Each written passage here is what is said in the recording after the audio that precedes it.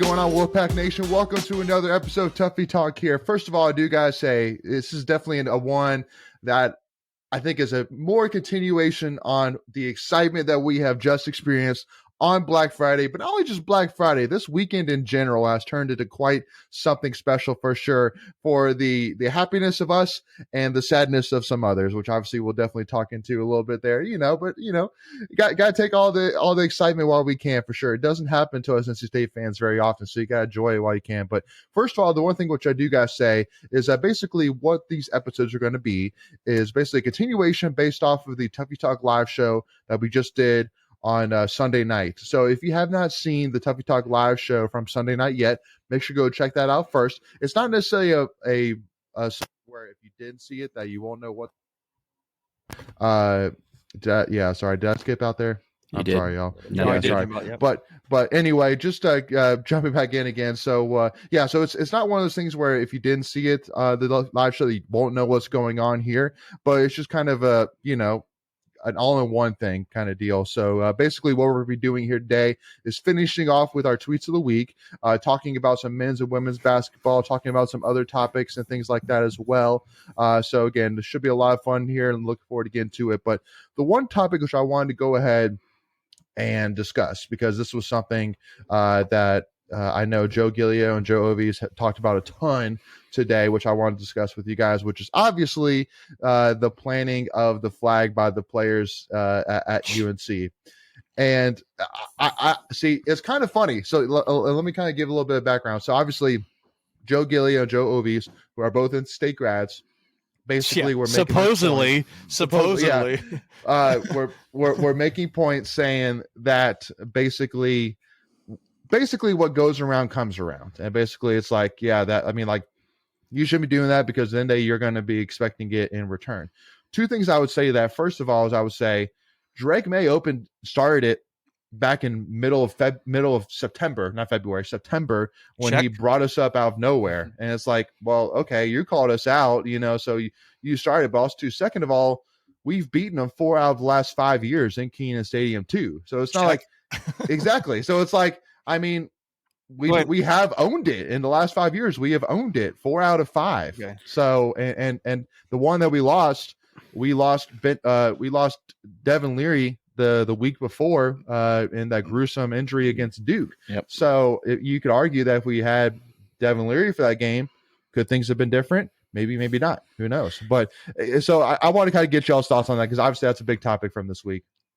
Yeah, I mean, personally, honestly, I think it's kind of a silly take on it. Yeah. Personally, I think it's kind of, I don't want to say it's a stupid take. I mean, I'm not saying that, but like, I get where they're coming from in terms of you better fully expect them to give it right back to you if it comes, but that's a rivalry game. They got to beat us first. Right. You got to win. Yeah. And you can't prove they're going to be like, the record shows that State's winning this record and owns this record lately. But, I just think it's part of a rivalry game. Like I did see that clip, his shot of Joe this morning. I think it was, and he goes basically, well, you should act like you've been there before. I'm like, okay, sure, maybe for any other game, but this is a rivalry game against a school you hate. You absolutely cannot stand, and they cannot stand you. And you should I don't care if you've beaten them 100 times. You should enjoy it just as much as every time before. And I mean, there's a reason they call it a rivalry. Anytime you can take a shot at your rival, you do it. I mean, that's what a rivalry is. If you're not doing it, it's not a rivalry. It's just a game. So like, it's kind of gamesmanship back and forth. And you can't tell me that Carolina has never come into Carter Finley and done some of the same antics that we just did. They did. Exactly they right. Totally did. Exactly right. Came in and kicked all over the center field and all that, spit on it, whatever. Yeah. So look, I like Joe. I like both Joes. I mean, they got a job to do, but not the take I would have taken on that one. No. But and Michael, before I get your thoughts on it, the one thing which I do want to add was I was actually pretty shocked by actually the comments on that Joe Giglio take was actually mostly saying, no, that's a terrible take, which honestly I was kind of seeing a lot of we shouldn't do that. We were lucky to even be there. We lost to Louisville the week before, blah, blah, blah. But most of them are like, yeah, no, that's a terrible take. It's a rivalry game. What are you talking about? So Michael, go ahead, man. Yeah, I mean, I'm on the same page. I mean, it is what it is. Like you said, UNC has done it before, and if UNC wins in Raleigh next year, I fully expect them to do the same thing, and that's kind of just how it goes. I mean, right? You eat it. Yeah, Yep, yeah. you eat it. You don't want to. You don't want them to do it, then beat them. Well, I will say this: I'm not. It doesn't. There is a spot, a part of me that when you see a rival team plant the flag at center field, there is a part of me, I'll be honest, that doesn't like that. But I don't really care because you have earned it, and it's a rivalry game. And particularly the argument that bothered me with Joe when he was like, "Act like you've been there before." If it was, let's say you had been beating Wake Forest, right? Say it's Wake Forest, right? You'd beaten them. You're not going to freak out every time you've beaten them, or Duke, or maybe even Clemson.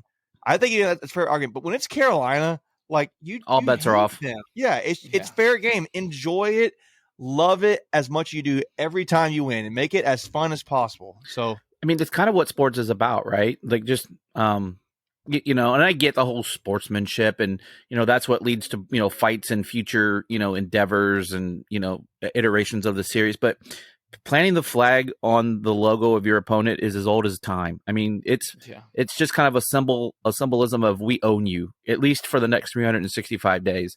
Baker did it a couple years ago when he was with OU. Now I will say Joe's take about planting it into artificial turf. Yeah. I mean, obviously you're not going to quote unquote plant it, but I don't remember who said it on our live stream last night, but that take was, planting it in fake glasses or fake grass is as fake as their Amfram classes. Great take. Like the greatest take. So look, just deal with it. Look, it's going to come back to us at some point. I mean, there's no doubt about it. Sure. And it's fine. And again, too, it just goes back to, again, my other thing as well, saying that, again, we've won the last 4 out of the last 5. And then even at Carter Finley, we've won 5 of the last 8.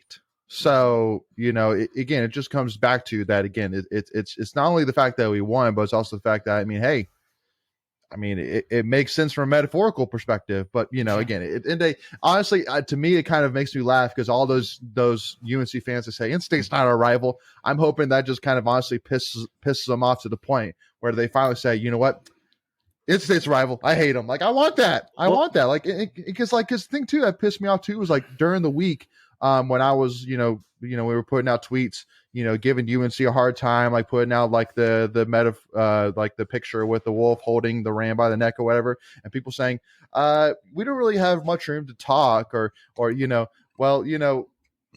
to the championship, we're not. I'm like, so that just means that just because we've lost the last 2 games means that I just have to ignore that this is a rivalry game coming up here?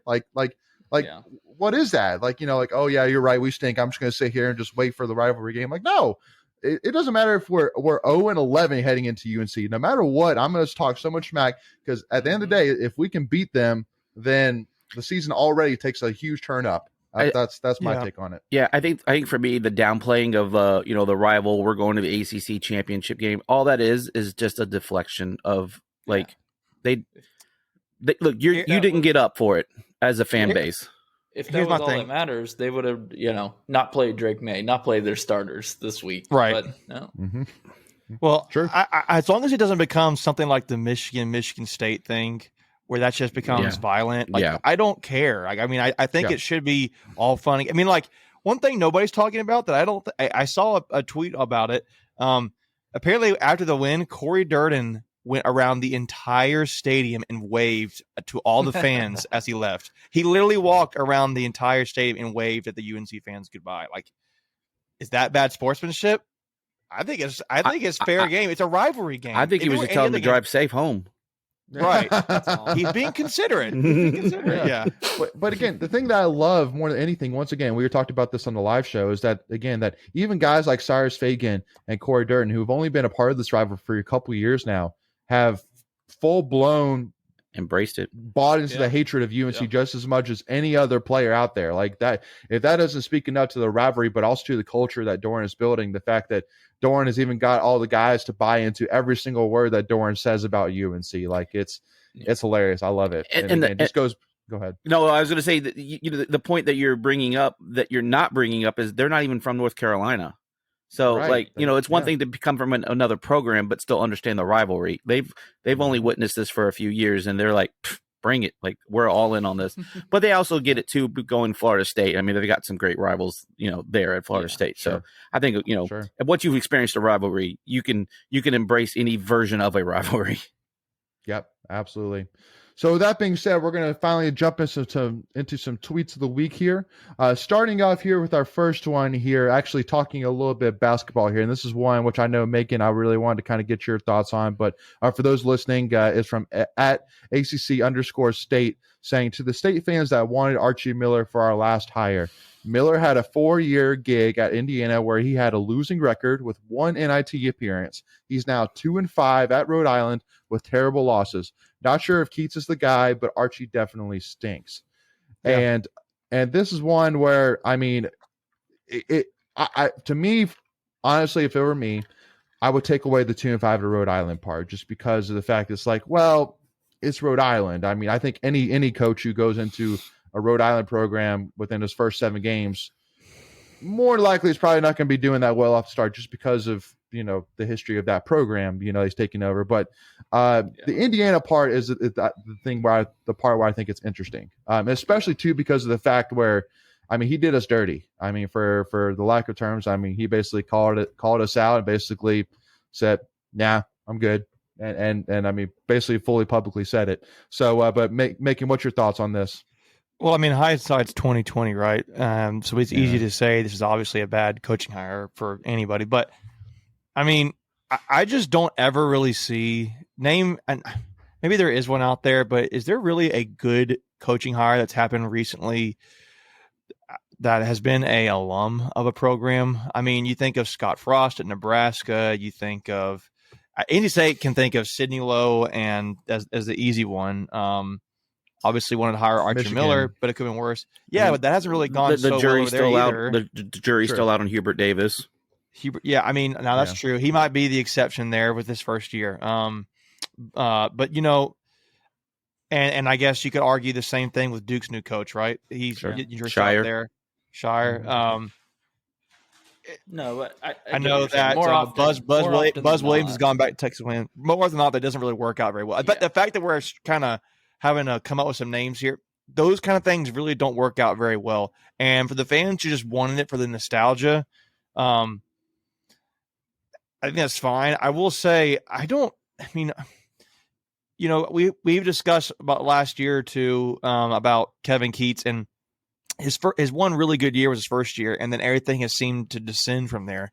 Now this year's looking really promising. The early returns are promising, but I mean, I don't know how his resume compares to Kevin Keats. I'll have to look that up at State, but I mean, I wouldn't imagine it's, I don't know. I don't think it's a thing where Archie Miller was like we proved you wrong kind of thing. I just honestly, when he kind of kicked State to the curb and then as if he's better than State. Spurned him publicly. I mean, there's a difference of doing it behind the scenes and just coming straight out, and both the Miller brothers for that matter, right? And we kind of gave them both their starts in coaching, and so just to be spurned that way. What I would say about Archie is he did have a good successful run at Dayton before he went to Indiana. He had some tournament appearances and had a couple good squads, and I think he won at least one A10 title there. Here, and I got the stats here. I'm looking it up here now. Go for it. According to Wikipedia, so take it for what it's worth. We're going to go just off of, you want to just compare Archie Miller's at Indiana to Keats at State? Is that fair comparison, you think, a little bit? Yeah, because you're talking P5 programs, right? So okay. I think so let's do that. So in 4 seasons at Indiana, Archie Miller has a 53.6 win percentage, and he was 42.9% in conference. So he was sub 43% in conference. Kevin Keats is just slightly better, guys, and that's through 6 years. 58.2% win percentage overall and a 46.2% in conference. Again, you're talking about 43 compared to 46, and you're talking about 53, Archie Miller to Kevin Keats 58. I mean, it's not that much different. It's a little better.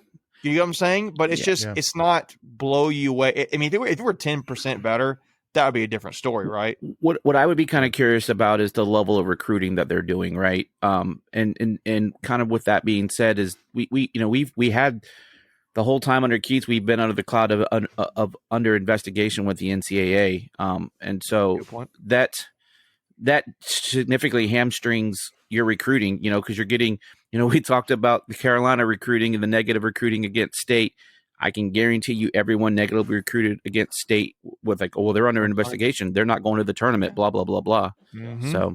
So I think you put an asterisk on that. Like, yes, their records are the same, but let's be fair. Indiana has not been good since the last 15, 20 years in basketball. Yeah. That's what but the programs are very similar in history. I mean, if you go back and look at it with national championships and timeframes of relevancy, you could definitely compare, and you could definitely say, yeah, these. If you were to give me a blind resume, I wouldn't be able to pick the difference out. Yeah, I agree with you on that. And let's actually take a couple minutes too, since we're definitely going to be touching on some men's basketball tweets here, and talk about obviously what Keats did at the Bad Boy Mowers Battle for Atlantis. Bad Boy Mowers in the Bahamas. Yeah, obviously, I think that we can all agree it was nothing less of pretty daggone impressive for sure. I mean, obviously losing. Speaking of beating Dayton. Before we continue, I want to take a quick second to tell you about our sponsor, Flightlands Jessup Insurance Group, that has your whole world covered, with agents in 5 offices throughout eastern North Carolina to help you decide how much coverage you need. Offering policies for home and auto, recreational vehicles, commercial, crop, health, life, and employee benefits. They are able to combine options to find a comprehensive solution that works for you. Flightlands Jessup protects the things you love so you can spend less time worrying and more time enjoying them. Find them on Facebook and Instagram at Flightlands Jessup. You can also visit their webpage at www.flightlandsjessup.com. So please make sure to go and check them out. Losing to number 3 Kansas 80-74, beating Dayton 76-64, and then beating Manny Bates and the Butler Bulldogs, I think is their Bulldogs, mascot. Yeah, Bulldogs 76-61. So beat them by 15 points. And Manny was a non-factor. Manny was a non-factor, and honestly, DJ Burns and Dusan Mohorchik were both hands and tails more impressive than Manny was that game. Not to say like, oh, Dusan and DJ are better than Manny. I'm just saying that at the end of the day, when they faced each other, our guys won. Simple as that. Like, literally, that's all we're saying there. So, but yeah. So I mean, Michael. I mean, to me, I think everything you wanted to see from a Keats squad, seeing many different guys get involved. Jarkel Joner had many signs of impressiveness. Casey Morcell, obviously Big T was, a little bit, shooter off at times, but once we got him in that, he made some big plays. DJ Burns is a guy that really starts to come off as a guy that not only is a guy that can score, but man, he can dish the ball beautifully as well. I mean, there's guys all over the court that have been very impressive. What are your thoughts on it? Yeah, so starting with that Kansas game, I mean, Kansas just shot crazy well from 3 in the first half. I think they were 8 of 11 in the first half. It was and unreal. We actually did not end up shooting that well. I mean, we were under 40% on field goal percentage. So the fact that we only lost by 6 to that game, to them, the number 3 team, it was impressive. And we had I think we cut it to 2 with like 2 minutes under left. 5. So. Yeah. Mm-hmm. Yeah. So yeah, I mean, I was impressed with that one, and it's like, okay, well, Nate, that was our first real test of the season, so it was good, but then it was like, okay, was that just one game? And then to come out the next 2 nights and beat Dayton and Butler both by double digits, it was really impressive. The two big guys that you mentioned played really well in both games. I mean, I think that's been our biggest upgrade there. At the 5 position, because we were basically getting nothing from the 5 position last year in any game, and now you're getting or the one very solid production, or the one. The only thing we were getting from the 5 was fouls. Yeah, well, and let me ask you this too, Macon, as well, because one of the biggest critiques that came after the Kansas game is a lot of State fans saying, Oh, it's the same old offensive scheme from last year. Just same old ISO ball, just doing nothing different, nothing, unique at all. But to me, I couldn't disagree more. To me, I felt like that there was so many different sets involved, a whole lot of, more than just the simple ISO, ball screens that you saw last year between two guys. But I mean, I want to kind of get your thoughts on that, Macon. I don't know. I mean, I do think that Keats in this offense, they do run a lot of one-on-one sets. I do think they do that. So I kind of get where people are coming from. What I don't see with Keats' offenses is like, hey, there was a possession there against Kansas where it went back and forth. They would, both teams are running up and down the court. Keats does not call like a, hey, slow down, let's run play number 2. You don't really see that kind of direction coming from the head coach on the bench. Whereas my point there is Bill Self did. He kind of slowed his team down. I can't remember if they got a bucket or not, but they have some set plays they're running. You could tell there were some set plays at times, and it's probably just Kevin Keats. Probably not. Maybe he's not calling out, hey, run play number 2 or play number 3.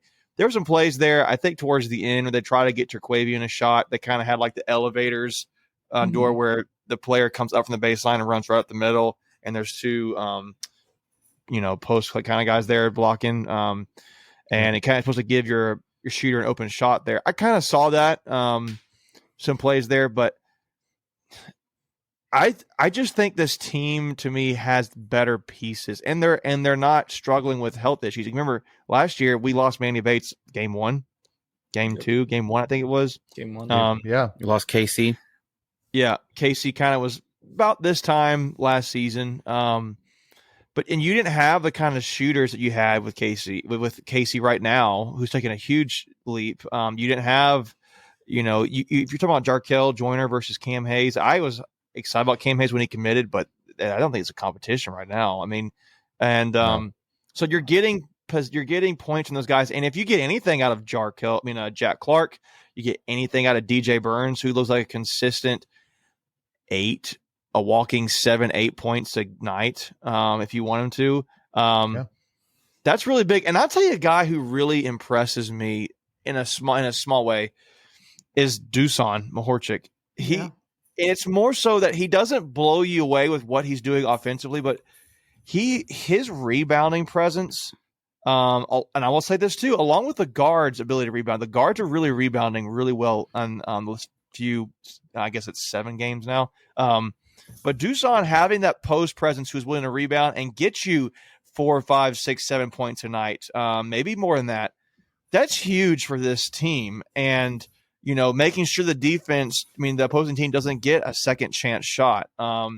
Is collecting points off the board to give you second chance points. I think it's underrated what he means for this team. But I kind of see, I personally, I kind of do. I think there are some plays you can see there. I think some fans are not giving enough credit to Keats, but I also get where they're coming from. I would like to see some more run plays when there are times they're needed. But that's honestly Kevin Keats' style. He's not going to change. He wants his players. You see the way he recruits. He wants guys who run, who are fast in transition, and are playmakers. And that's what he's got with Terquavian. That's what he's got with Jarkel Joyner now. You can feed Jack to a Clark guy like can be the DJ. hammer. Jack Clark can do that too. Yeah. I mean, when you got Jack Clark and Casey Marcel running down and getting the corners to shoot with a guy like Terquavian or Jarkel there, if Jarkel and Terquavian are driving in and they can kick out or they can score if they want to, that is some. There's not many backcourts that can do that, guys. That's just the reality in the ACC basketball this year, and I would even say the country. I don't think there's many backcourts that can do that. So Kansas just beat State just because they were better. And they were just the better team, and that's fine. That's okay. State clearly handled business the rest of the 2 games they had. So, yep. Well, and one stat I want to throw in, and Greg, I'll let you jump into this, is that a lot of people talked about free throws, but so far this season, we're 93 out of 122s, which is 76.2% from the free throw line. Which and to kind of compare that, our opponents are 66.1%, so about 10% decrease in free throw percentage. Just to kind of just to kind of say, I mean, we're definitely right now above average in terms of making free throws right now. Yeah. And I think both Jarkel and Terquavion are both like high 80s, low 90s at the free throw, which is what you want in your guards because they're going to have the ball late in the games getting fouled. Yep. So kind of my takeaway from this, and I mean, you guys have hit on a lot of things I was going to kind of touch on, but the one thing for me is the response. Yeah, we did go out and lose to number 3 Kansas, but it's what we did the next 2 games. I don't remember if you remember after Purdue last year who we played, and I have it right here. We played Richmond, A-10 team, just like Dayton, right? And then we played Wright State, very similar to a Butler, just a little bit lower than them. We lost both of those games. So, you know, the way we came back and responded after a tough loss to Kansas and came back and rebounded and beat the next team convincingly, that tells me a lot that this isn't your same little brother's team from last year. So no, this is a team, especially when you look at the rest of the ACC right now. But just so you know, I think Louisville and Florida State are combined 1-13 right now. No, I think they won two. Okay, 2. They won. Okay, sorry, 2. Heck, you should throw Syracuse in there. They're not on better right now. So no, they're 3-3 or 3-4. And then our little brothers down the road went 1-2 over the weekend. You know, so. but you bring up a good point. You bring up a good point, Leighton. Everyone in the ACC minus State has a bad loss so far. I think UVA. True. Oh yeah, you're right. They're undefeated. Well. They're undefeated. Good point, Michael. UVA plays Michigan, I think, tonight or tomorrow. That'll be a good game. I think. Side UVA has one of the most boring. It's one of the most boring teams to watch because they move so slow on offense. I'd rather watch paint dry. But they're effective. So, but yeah, and they got a national championship in the last 3 years or 5 years, whatever it is. Right. I'm looking up here. So count the math here. Louisville is 0-6. Oh, I thought they had 1-1. They're 0-6. Florida State is 1-7. So that's 1-13. So you're right. You're right, Leighton. My apologies. 13, and then Syracuse is 3-3. So that's 4-16. 4-16. Yeesh. And that's three programs that put a lot of chips into that men's basketball basket for sure. Yeah. So. And I haven't looked where they were preseason ranked compared to State, but I would be willing to bet they were probably higher than us. I would probably guess that, but yeah. So you made a comment here. I want to make sure I clarify. I was looking at some of these schedules. You said that about every other team has a bad loss in the schedule. One team I don't see them having a bad loss yet is I actually don't think Duke's had a bad loss yet. Yeah, Purdue's good. Yeah, Purdue and Kansas, right? That's their 2 losses. Purdue and Kansas. Yeah, you're right. My apologies. Well, yeah. Who has Wake Forest played? Does anybody know the answer to that question? Nobody significant. I don't think it's. They have one loss, and it is to Loyola Marymount. So yeah, that's a bad which one? Yeah. There's like 20 of them. Yeah. So yeah. I mean, State is right now, at least on the score app, they're 3rd in the ACC. They just need to continue. Now, I will say at this William Mary game, guys, it's Pittsburgh. So ACC play kind of throw in there really quick. That's a game State needs to win. So yep. Keep it going. Again, we're recording this on Monday night, so by the time this comes out, we've already played William & Mary, but this will be before. When did we play William and Mary? Oh, okay. All right. Tomorrow. So that's what we scheduled Piss in Friday. place of. Gotcha. Piss Friday. Yep. Gotcha. So yeah. So with that being said, we're going to take a pause right there, y'all. We will get to some more tweets of the week. Obviously, we didn't get to only got to one on this one, but obviously we wanted to make sure we went ahead and touched on men's basketball before we covered some men's basketball tweets, which we were going to get to here. So with that being said, just as a reminder, if you haven't already, hit that subscribe button, hit that notification bell so you're notified on all your devices whenever we go live with any of our episodes, with any of our watch parties, with any of our live streams, our Tuffy Talk Live shows, which you will not want to miss out on. And also, too, if you enjoy this episode, if you wouldn't mind giving us that like button, we'd really appreciate that. And also to give us a follow on Twitter and Instagram at Tuffy Talk Now. Thank you all so much, and we'll see y'all soon. Go Pack, y'all.